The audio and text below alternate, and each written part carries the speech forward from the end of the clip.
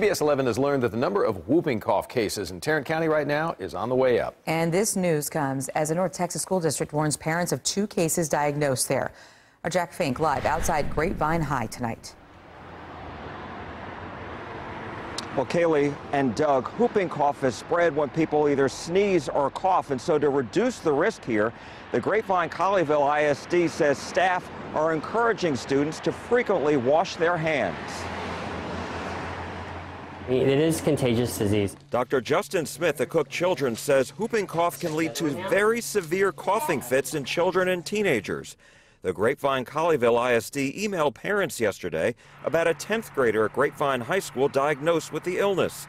Last week, a student at one of the district's elementary schools came down with it too. Can I just take a look at you? But Dr. Smith says while parents should be alert, they should not worry about a major outbreak.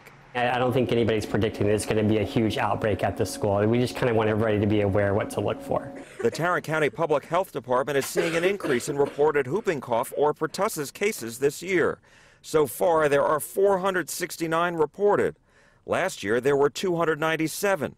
2013 had the most cases recently, with 655. Children are vaccinated for the illness twice, once at the age of 4, the other at 11. But it's still no guarantee. We know overall the pertussis vaccine has shown a little bit less effectiveness than we'd like, and it's something that is currently being addressed, and because it is the one sort of vaccine preventable illness that we do still see outbreaks of here and there, even in vaccinated children.